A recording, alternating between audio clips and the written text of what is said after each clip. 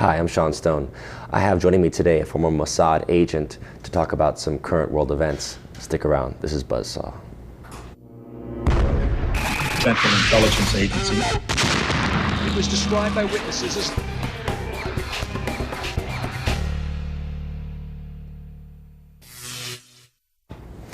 For those of you who aren't familiar with Juval Aviv, he was one of the central characters of the book Vengeance, the basis for Steven Spielberg's Munich film about the retaliation that Mossad agents took against the terrorists after the 1972 Olympic game massacres.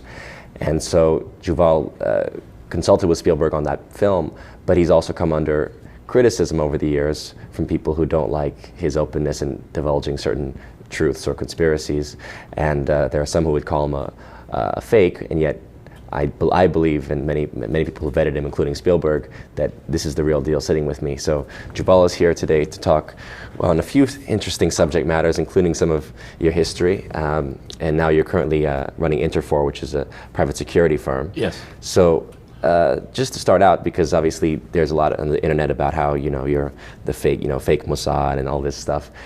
It seems that you came under a lot of heat after you published your report on Pan Am Flight 103, yes, which the American government always officially claimed was an operation done by the Libyans, the Lockerbie bombing, right? That was done by the Libyan terrorists for no real apparent rationale, except that they hated America.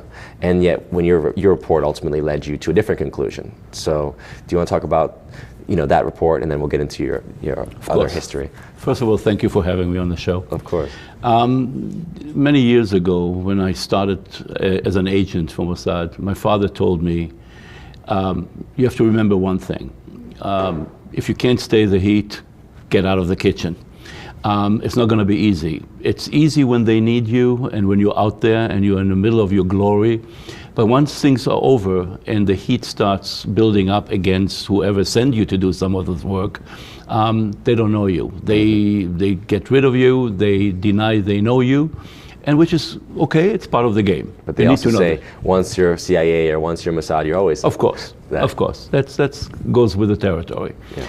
I was, going back to the Pan Am investigation, when Pan Am lost that aircraft, Pan Am had the duty to find out who did what and why did they choose Pan Am and not any other airline. Was it an accident? What happened? Pan Am knew that this is a very crucial investigation for them, because they would go out of business if the finger would be pointed at them for negligence in security, right, for not doing what they're supposed to do. They had the right to choose the best investigator for that particular assignment that they could. And they interviewed hundreds of people around the world who actually came forward and wanted to get that investigation. I never even approached them. I never even wanted to do that. I got a call from their lawyers and their insurance company and said, would you consider to take on that investigation? I took on the investigation. I went to Europe, spent several months in Europe. And when I came back, I wrote a report based on my findings. And I can talk about the findings because they're very interesting.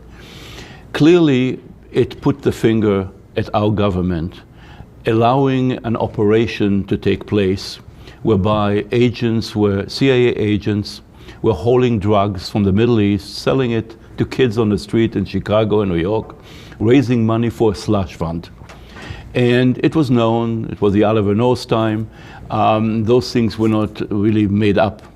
I had dates, time, I had whom did the bomb, how the bomb moved, and so on. Pan Am really, when they saw the report, they flipped out, because it was obvious that the story that the government is perpetrating is false.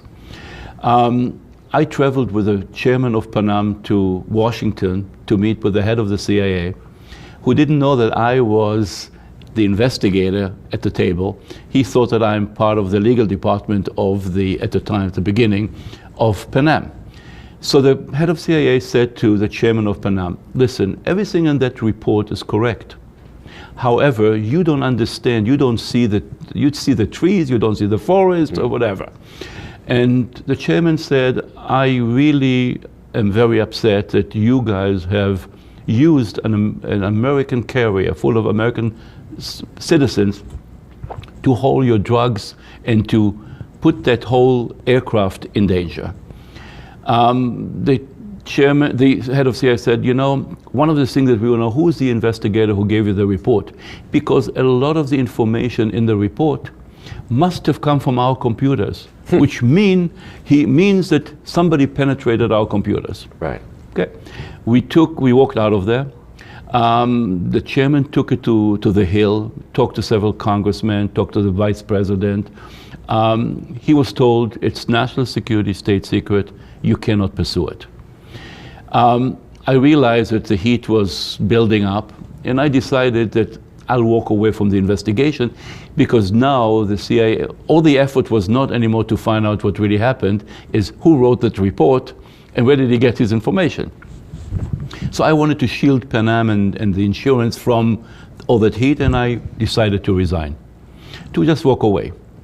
About 2-3 weeks later, I'm sitting at home eating dinner Friday night. I watch TV, and suddenly I see a congressman standing in front of on the Hill in front of Congress with my report in his hand, and he says, and he's declaring to a press conference, this is, Pan Am 103 was downed by CIA. The investigator Juval Aviv lives in New York, interviewing, this is a report. You will never see the report because it's secret. And within hours, my house was surrounded by trucks and antennas and so on. Couldn't get out of the house for 2 weeks because it was a blockade by reporters. Meanwhile, every network, any newspaper around the world started looking into the report and starting pursuing, and they really started advancing it, taking it further than I had, because I was a single investigator with a small budget. Now everybody else were looking into it. But what you found was so explosive. It was so explosive that the government decided they need to do something quickly. And the quickly solution was, let's announce, and then indeed 2-3 weeks later, they announced, we have found the 2 people who did it. Unfortunately, they live in Libya now, they hide in Libya, we can't find them now, we can't do anything, but we indicted them, and end of story. Right. Aviv's report, it's false, it's conspiracy. Because at that point, they were trying to blame the Iranians, I think. It was originally the Iranians. Yeah, they were taking retaliation for their Airbus that got shot down. Well, that's what really is the story. Right. But what happened is, Libya was easier. Gaddafi, everybody would believe that he's a bad guy. And even if we were wrong, he deserves it. And then they started bombing his tent where he lived, killed his nephew, whatever. A few months later, I get a call from Time magazine. And they said, listen, we would like to hire you. And if you agree, we will create a budget and send you back to Europe with one of our chief investigative reporter. We're bringing him back from retirement. And you go with him. Now, the deal is this. You will recreate your investigation with him. We want him to see how you did it. If he comes back and he tells that whatever you said is true, we will give you a cover and 14 pages and we'll back you up. If you're not, you're going to get a cover that you're not going to like. I said, it's a deal. So Roy Rowan and I went to Europe, spent 2 months in Europe. We did the investigation. On April, I think, 28, Time magazine had a cover and 14 pages saying Pan Am 103 was downed by CIA. That night, it was Sunday night, I got a call from Nightline. And Nightline did an hour special with me, backing me up on my investigation and Roy Rowan's investigation. Now the government started really getting into a problem, because all the major networks around the world were supporting my investigation, and the Libyan story is fading away. So they decided to do what they do best. We need to kill the messenger. We need to go after the messenger and discredit him. And if we discredit him, then people will think, oh, it's another conspirator, another son. So they did it with Pierre Salinger in London. ABC did what I did. They went with this, my report and reinvestigated it. So they made him look like a hoodlum.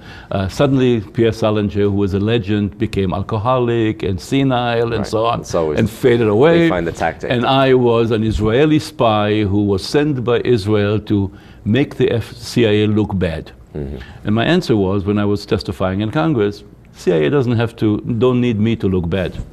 They're doing a great job on their own. But that's part of the game. What was your conclusion as far as the CIA's involvement in the bombing? What happened really is, and what I'm about to say is I have all the evidence to it, and I produced it, and the Congress is available. did it. I'm sorry? The report is available. The report is available. What happened was, do you remember the time where America and England we had British and American hostages in Lebanon? I forgot the name of the clergy who were there, later on released. Well, this is like the mid 84, you got 83, 84 time. And what happened was, our president decided we're going to find them in Beirut. They have been held in Beirut.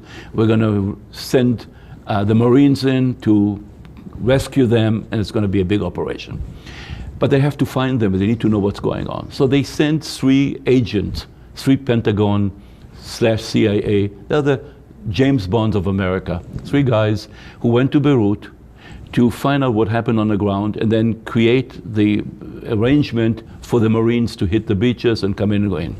When they arrived in Beirut and met the CIA agents on the ground who are stationed there, in a short time they realized those guys are doing drug deals. They're buying drugs in the Bekaa Valley, and on a weekly basis send a suitcase full of drugs from Beirut through Cyprus to Germany or England to the United States as a diplomatic pouch. And they decided we're going to abandon this mission because we don't trust the CIA people on the ground. Maybe they're going to sell us out and we don't want the Marines to come into an ambush. They made a mistake by telling those CIA agents on the ground, we're going back to America, we're going to go to Washington, and we're going to spill the God. We're going to go to Congress and testify of what you guys are doing. We don't subscribe to it. So there was a call that was later on intercepted by those agents from Beirut, calling Langley saying, those 3 guys are on their way back to America. They're coming to talk about this operation. Those 3 agents realized they made a mistake by telling people that they're going back and what they're going to do when they are back. They decided on their own to take a boat from Lebanon, from Beirut to Cyprus, and decided to go and buy some tickets on the travel agents and go home just before Christmas. So they did the move. When they came to Cyprus, they went to a travel agency next to the American embassy to buy 3 tickets back to New York. They didn't know that the travel agency it's a CIA operation. The CIA opened this travel agency because they wanted to see where the drug dealers are traveling, who are the guys. When they come in to buy tickets, they already know who they are. So now it was confirmed that those 3 agents are going to be on Pan Am 103 from London to New York. That's where it stopped for a moment. Now, the whole operation against Pan Am or against any one of the American carriers was in retaliation for the downing of the Iranian Airbus. Iran had decided we're going to avenge that, and we're going to hire Ahmad Jibril in Damascus, who has experience in aviation sabotage and hijacking and bombing. And we have the evidence, and the CIA has the evidence that he received $50 million. We had the bank accounts with the money transfer, and we had the communication between him and Iran. When it all happened, he bragged about it. Guys, I just did it. This is what you paid me for. So we have all that. So Ahmad Jibril got this order and this contract to put a bomb on any American airliner. Now, all the drugs that the CIA agent in Beirut were buying on a weekly basis come from the Bekaa Valley. And Ahmad Jibril is the lord of the Bekaa Valley. He supplied them with those drugs.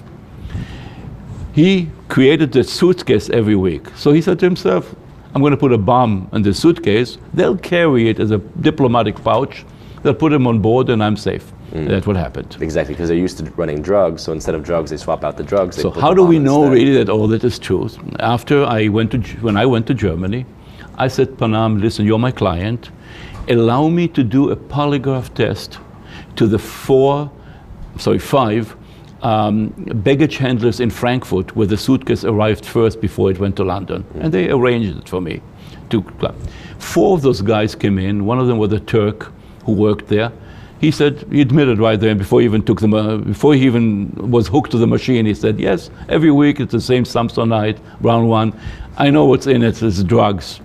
He didn't know that was a bomb on it. Right. There was a 5th guy there who didn't show up to the polygraph. And I wondered where he is. His name was O'Neill. He's German, and his name was O'Neill, an American name. He turned 2-3 hours after the polygraph finished. He came to see me. He says, Mr. Aviv, I cannot do the polygraph. Where have you been? I went to the American embassy in Bonn. I needed to get instructions. I said, what are you talking about? He says, well, I'm an American agent. I was put into the baggage handling area because there's a suitcase that comes in every week, and my job was to make sure that nothing happens, nobody opens it, if it falls off the track, to put it back. That's my job. I'm an American agent. I said, okay. Will you give me a testimony on it? Yes, I'll give you a testimony on it. Thank you. We now realized that, but he said to me, but that day when that suitcase with the bomb went through here, I wasn't here. I took a day off, I was sick. Unbeknownst to them, the Germans were suspicious of what's going on in the American baggage handler, because they were not part of it.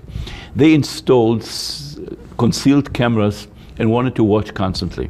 So I got a video of that day of all the suitcases coming in, and O'Neill is there. He picks up the suitcase that day, he goes to the phone, and he makes a phone call. The employees didn't know that all the phones in the baggage handler were tapped by Pan Am because they wanted to catch those people who were making private phone calls. They're calling all their friends around the world. So you didn't know it was being monitored. So I got the tape of that day, and that tape says he picks up the phone, he calls the American embassy, he wants to talk to the head of the CIA agent and the local agent, and he says, George, I have this suitcase. It's much heavier today than usual. And the answer on the phone is, we know, let it go. Now, whether they can say now, well, he said we know, but he thought it's maybe extra drugs today, right. But it was clear. Well, it's an interesting marriage you're talking about, because obviously we know the Bekaa Valley was a major heroin shipment point. And I think Oliver North was even called the queen of the Bekaa Valley at that time. Exactly. But here you're saying that it was actually an Iranian guy that was running it. The Iranian was running it. Right. I'm sorry, no, Ahmad Jibril is a Palestinian. He's not Iranian. He's Palestinian, but he got the contract from the Iranians. You got it. Right. So it's very interesting how, these things actually work as far as it's all business transactions. It's all business, and it's all, you're my enemy today, but if we have a mutual goal to do something, they will become partners. Exactly. I mean, you can see it around the world. Israel, we're now planning to do something in Iran. The distance is too far, we need to find allies to be able to land and so on. Saudi Arabia is now becoming our friend. They're enemies, but for this occasion, we're brothers. Well, you were with Mossad in the 80s still, no? Or were you at that point retired? No, I was still... There obviously has been a long time, there's been allegation that Mossad was involved in creating Hamas, because Hamas was a counter force for the PLO. Yeah. Right. At the time, politics is strange things happen when you go back to politics. Israel realized that it's better to create a force within the Palestinian in Gaza and in the West Bank who would fight them, so they'll be preoccupied fighting each other, right. And that will prevent them of fighting with Israel. Yeah. So we supported the Hamas in its infrastructure, in its beginning, not knowing that once Hamas takes over in Gaza, they'll be worse than the PLO at the time. Presumably. I mean, I was in West Bank, and we interviewed Al-Aqsa Martyr Brigade guys, yeah. and they were saying, look, we don't make AK-47s here. We don't make M16s. Where do you think we're getting these weapons from? That's right. You know, and it's all business. I mean, war is a business. It's all business. Right, war is a business. Yes. What do you think you would find if you investigated 9/11 the same way you did Pan Am 103? I can tell you based on, I can't really get into details, but I can tell you that I delivered a month before 9/11 to the White House a package of information that clearly suggested that within 30 days there will be a hijacking in America, a terrorist, major terrorist attack, that the terrorists are already in America, they will hijack planes, and they will be flying bombs into targets. We didn't know what the targets are. Needless to say, the people in the White House were laughing because they claimed that Israel sees terrorists under every green tree and it won't happen in America. 30 days later, it did happen. You can tell right away the reaction after. I mean, there's two parallel modes. One is they wanted to know what happened, and they're still working on it. But the most efforts were, let's cover up. Let's cover up how much we didn't know, how lax we were, how unprepared we were. And there were FBI agents who came forward and said that woman investigator who said, you know, I advised my management in Washington that those guys were training to fly. Quite a few. I mean, everyone from Susan Lindauer is preparing war plans for Iraq. You know, exactly. As far as the summer of 2001, exactly. Obviously the guys they're threatening they're threatening to bomb Afghanistan if they don't make the Unicol deal for pipelines. I'm wondering, do you think there's a third force? Because a lot of people question the fact of, look, the idea of these amateur pilots flying puddle jumpers taking over these planes and actually commandeering them into the two towers, let alone the Pentagon, which is actually a much more complicated maneuver that I think there's no way no one's going to think a guy who just learned how to fly. Went to fly, and I took lessons on 747 because it's a hobby, on a simulator. Yeah. I only know how to take off and land. That's what I wanted. Right. I couldn't maneuver it, I couldn't fly with it, I couldn't do anything. So all I'm saying, it's so sophisticated, it's so thick. For amateurs like me, who just took some simulator hours, I couldn't hijack a plane. Right. I couldn't fly it into and the of course, Twin Towers. I always say, the fact that NORAD is doing simulated war games at exactly all the same time, this means there has to be an inside absolutely level. Absolutely. Whatever it may be, whether it's another government, whether it's just a third force within the U.S. Yes. The SS kind of stay within the state, the secret government. I call it the secret government. I call it the shadow government. That was the term in the 80s. They called when term of the 80s. North's I operation am actually working on I shouldn't even say it. I'm working on a book on the shadow government, and I can prove that a lot of the events going back that I participated in, that I investigated, either one of either participated or investigated as an investigator.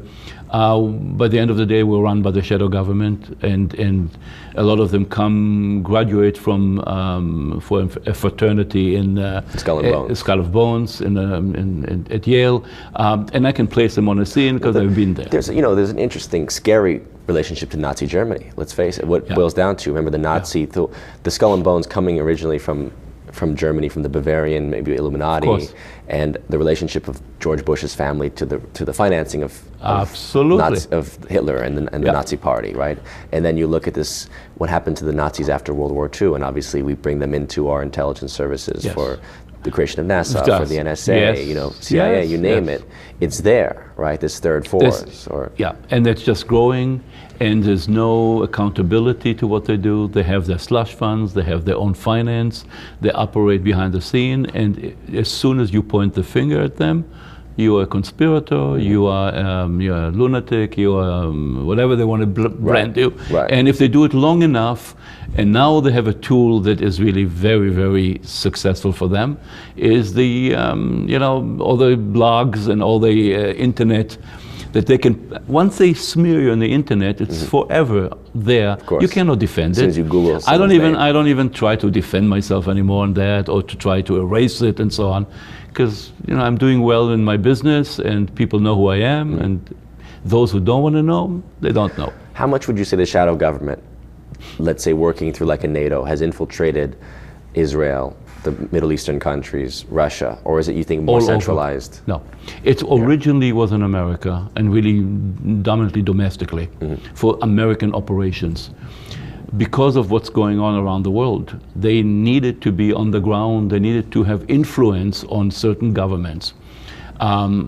Israel, Germany, countries that they need to make sure, England in particular, how do we use them and make sure that they're in line of our policies and what our goals are. And this is where the clandestine dirty tricks come in. Right. And it's a whole group that have agents like me in the past who were getting off-the-shelf operations that they won't do themselves for deniability.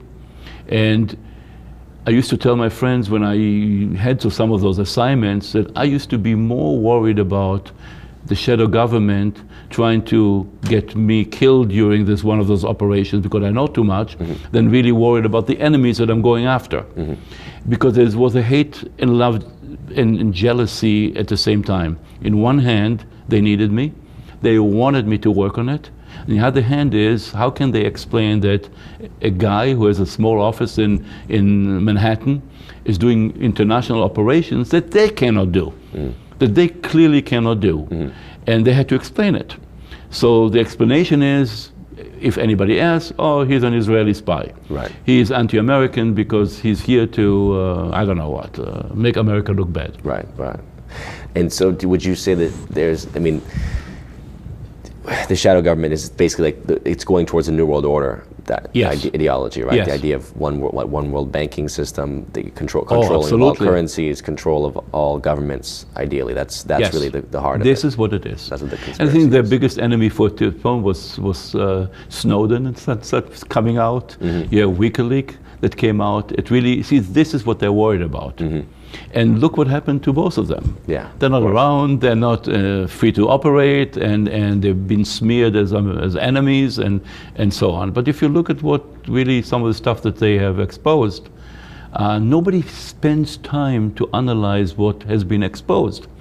And unfortunately, America has a short memory.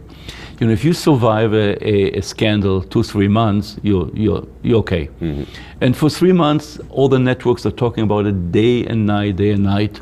And then Malaysian missing plane. Yeah, 2 months later, 2 months later, nobody. Who's talking about Snowden? Who's talking about Benghazi? I mean, you hear here and there somebody brings it up. Right. But it's not. Who's going to talk about Ukraine? No. I mean, give it another week or two. If he's not going to continue invading Ukraine, it's going to done because there's another big scandal coming up. But I mean, the Ukraine situation is interesting because what, you know, from those of us who studied history, we know that the British Empire have a long game of basically controlling the Middle East and the underbelly of Russia. What's Eurasia, right? That's right. Even Brzezinski recently wrote the Grand Chessboard saying we have to destabilize this region, control it, make sure that Russia, China, and Germany are never allowed to have peace and trade, basically a land bridge that would disrupt our merchant shipping lanes and the nature of world power, which is right now still based on shipping of oil around the world, which is insanity, right? Insanity. So right now we're seeing this destabilization in the Middle East for the last few years since the Iraq War. Then you have, you know, the desire to attack Iran. You have Syria being blown up. Yes. None of which is frankly actually indicates any safety for Israel, because all I hear is that people are saying Israel's going to get attacked, you know, pretty soon by a number of these forces. Yeah. What do you see going on in terms of, you know, this tension right now, Middle East, South Asia? What is the end game here? I think, talking from an Israeli point of view, we have analyzed the question that you just brought up, and we're like, who is really our immediate enemy, who is a long-term enemy, and what is this big chess game that is being played, which we are just one of those little figurine on the chess, and we need to... Even America, even every country is just a chess. And the problem is this, that if you look historically at the region of the Middle East, let's take the Middle East for a moment. The Middle East, for thousands of years, had countries with a dictator, and the population didn't like it, but they lived very well. They are used to live under dictators. Then comes the British, then comes the American, the French at one time, and decide, no, we need to turn this region into democracy. No, nobody should be a dictator, and they all be like us.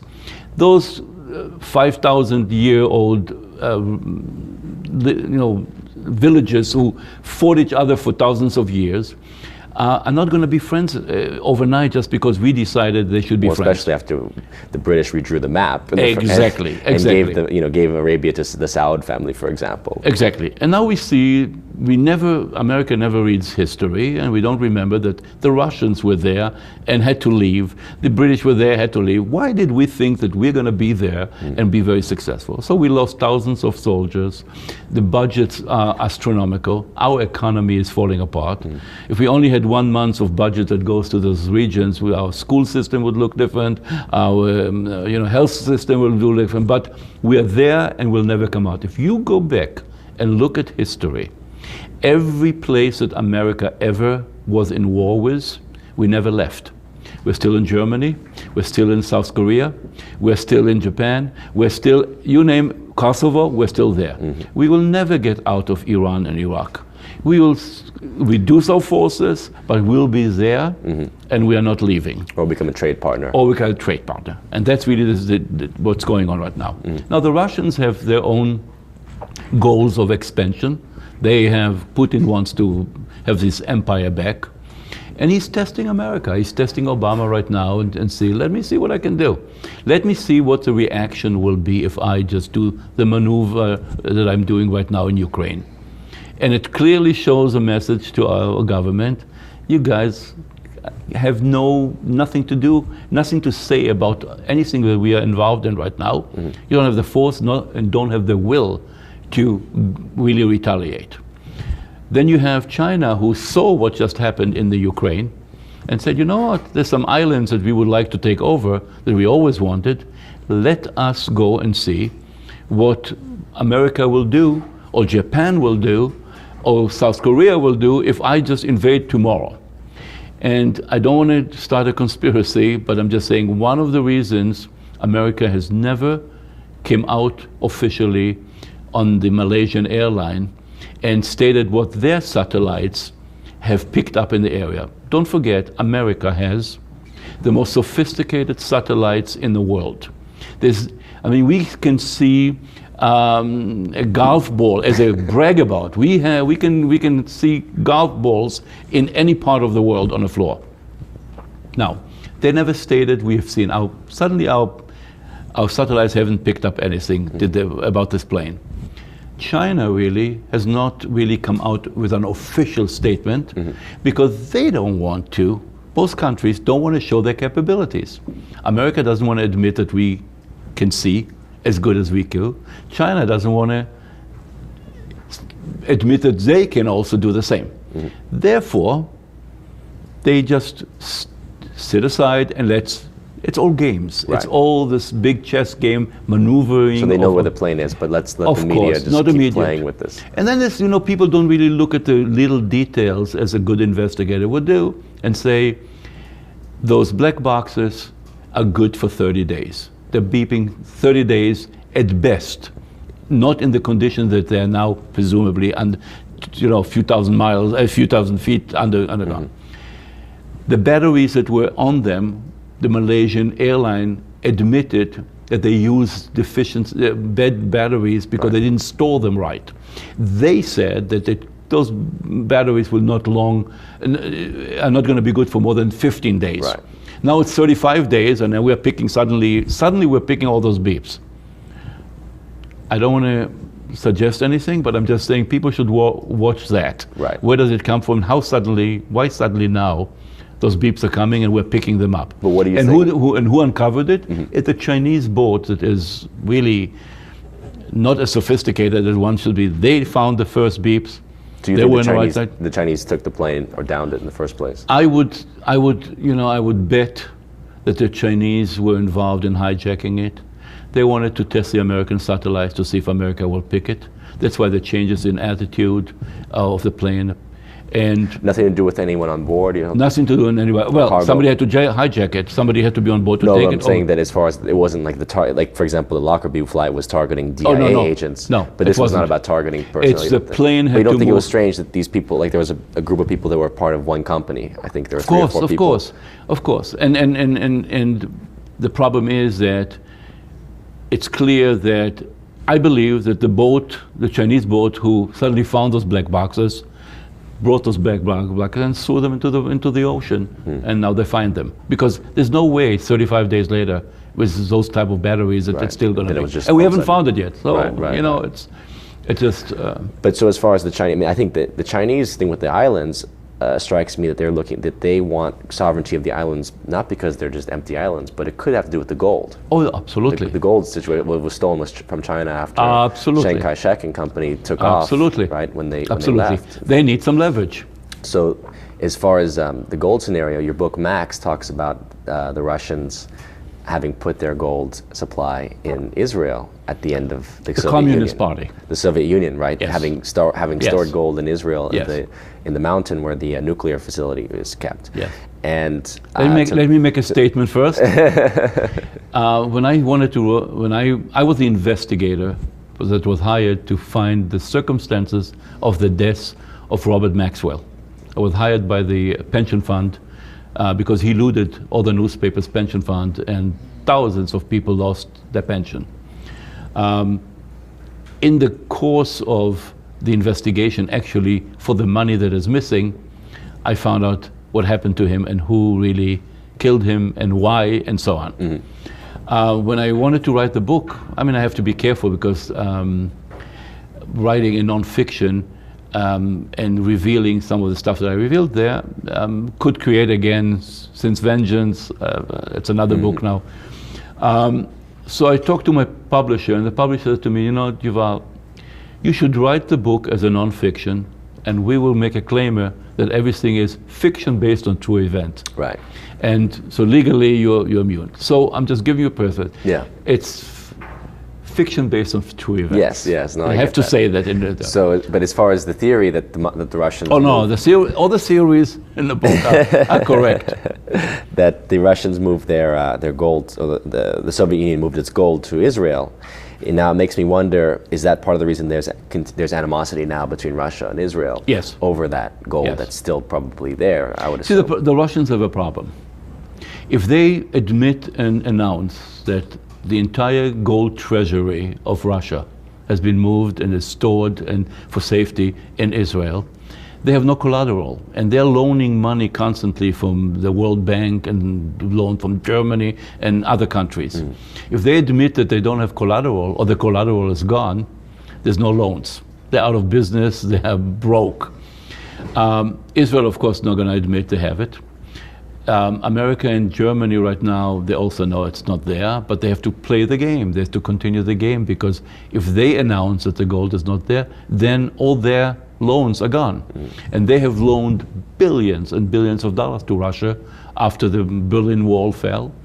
So it's again going back to the chess game. Everybody is moving their stone. Everybody has agendas of their own. Nobody's talking about it. Everybody is helping each other because everyone else has a lot to lose.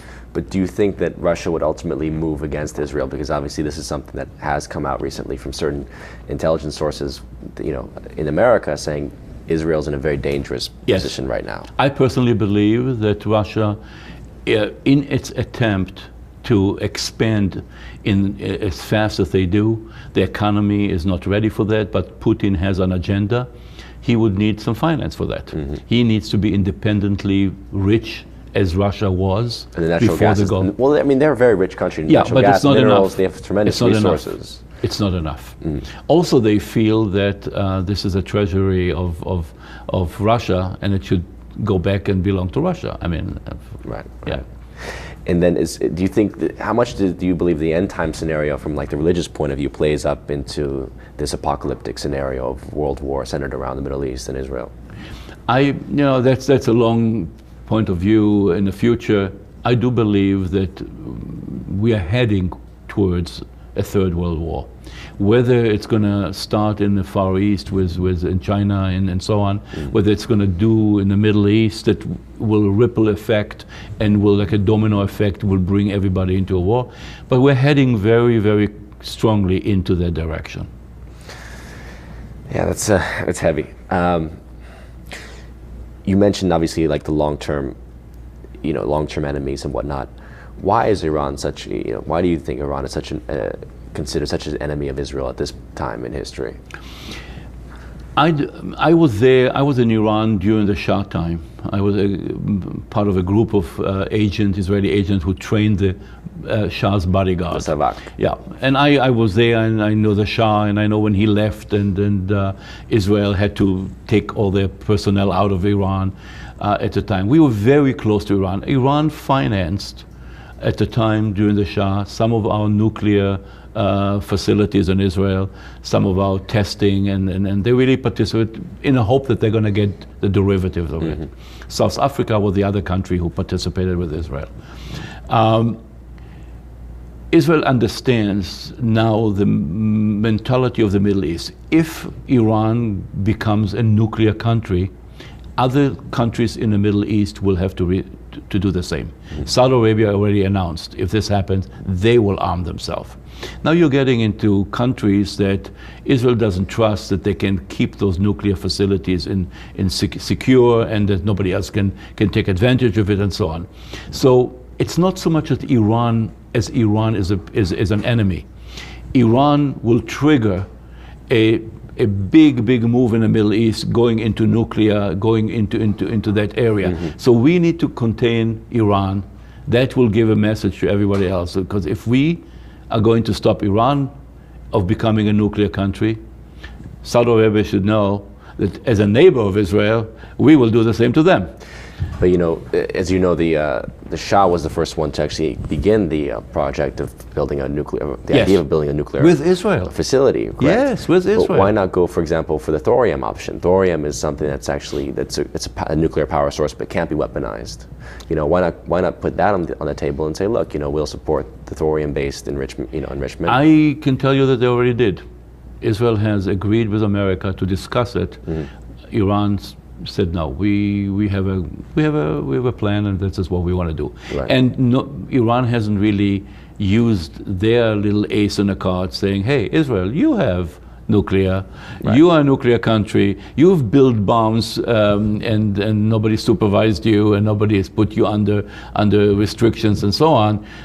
Why can't we have?" How about Pakistan? And then Pakistan, and then India, and then Syria. Yeah. The attempt in Syria. If we wouldn't have bombed the facility in Syria, there would have been an operation today.